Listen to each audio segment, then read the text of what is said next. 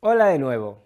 En este vídeo muy especial vamos a ver cómo las tres leyes de Newton nos ayudan a entender el comportamiento de los puentes.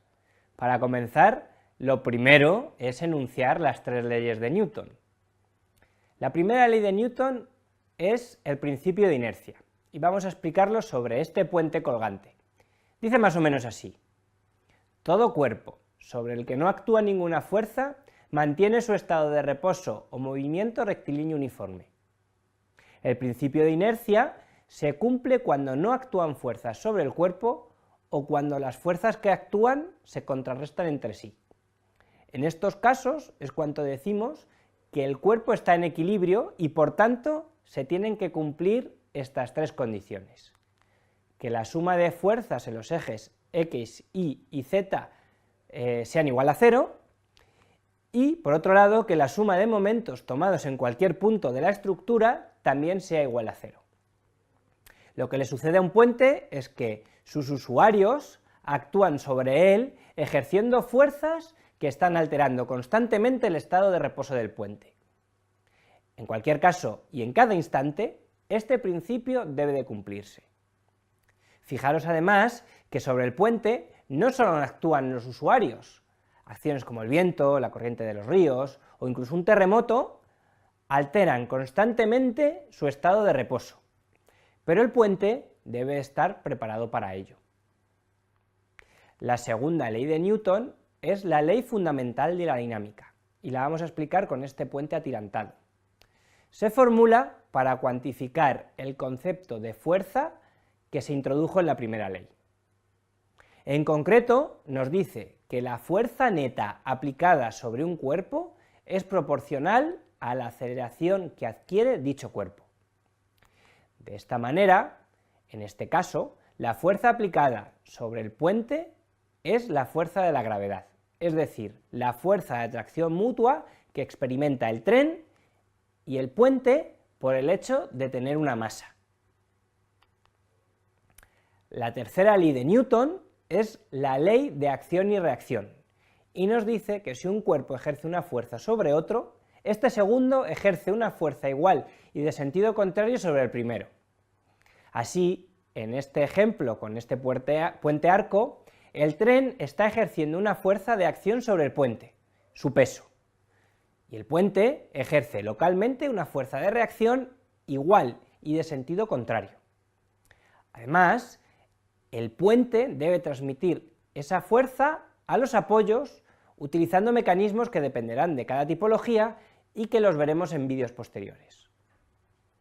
Por otro lado, los apoyos también deben reaccionar con sendas fuerzas o reacciones, que llamaremos RI a la reacción en el apoyo izquierdo y RD a la reacción en el apoyo derecho. Y es aquí donde entran en juego las características del terreno sobre el que se construye el puente.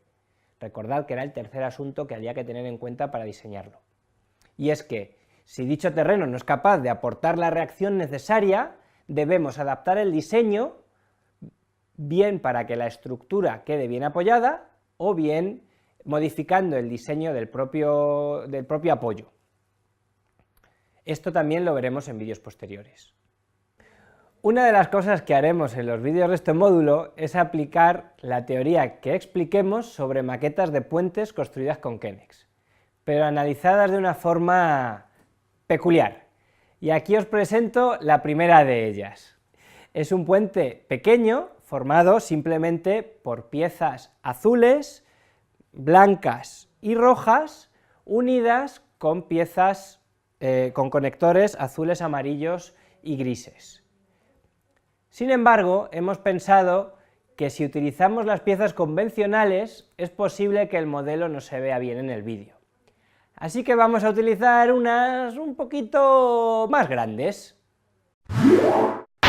Y esto es lo que hemos hecho.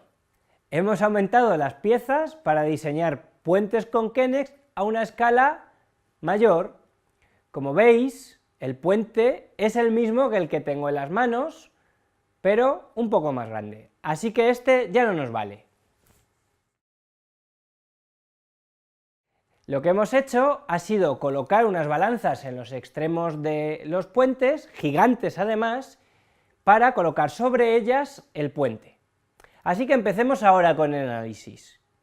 Supongamos que el puente tiene una longitud L, y yo soy una carga P que estoy colocado a una distancia X del apoyo del puente. El objetivo es conocer la fuerza que tienen que ser capaces de aguantar los apoyos del puente. Estas fuerzas las llamaremos RD a la reacción en el apoyo derecho y RI a la reacción en el apoyo izquierdo. Para hacerlo más fácil, de momento vamos a obviar el peso propio del puente. Bajo esta hipótesis de carga y en este mismo instante, el puente está en equilibrio. Por tanto, aplicando la primera ley de Newton, obtenemos lo siguiente. Primero, la suma de fuerzas en el eje X debe de ser igual a 0. Como no hay ninguna fuerza en este eje, no hay nada que plantear. Nos queda, por tanto, plantear las ecuaciones tal que la suma de fuerzas en el eje Z sea igual a 0 y que la suma de momentos respecto de cualquier punto del puente también sea igual a 0. Empecemos tomando momentos en el apoyo derecho. Esto quiere decir que el peso P por la distancia al punto donde tomamos momentos, es decir, L menos X, ha de ser igual a la reacción en el apoyo izquierdo, es decir, RI por la distancia L. Entonces, despejando directamente de esta ecuación el valor RI y agrupando un poco los términos, nos queda esta expresión.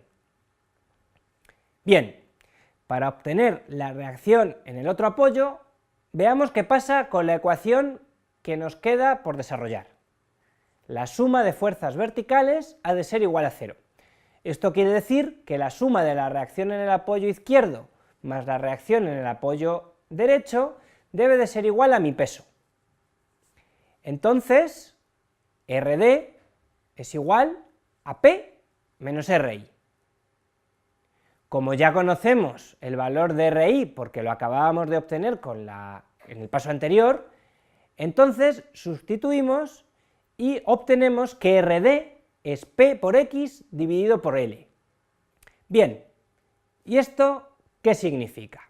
Veamos. Mi peso actual es aproximadamente 70 decanewtons. ¿Qué pasará si me muevo al centro del puente? Con cuidado de no caerme por los agujeritos.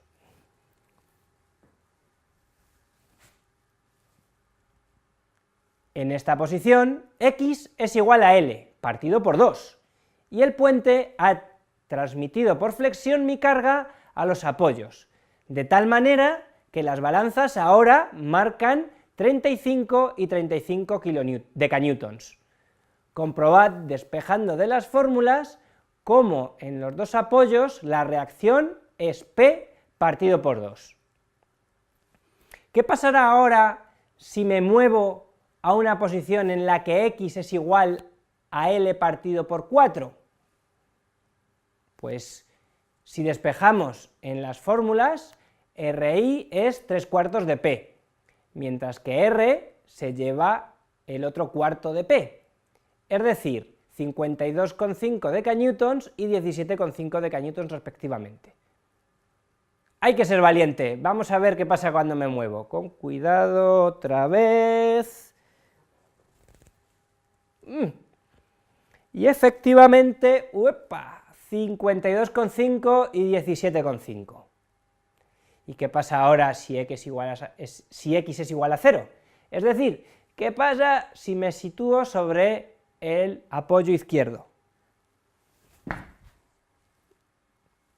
Pues tiene que suceder lo que suponíamos, que todo el peso lo tiene que soportar esta balanza, mientras que la otra balanza no tiene que soportar ninguna carga.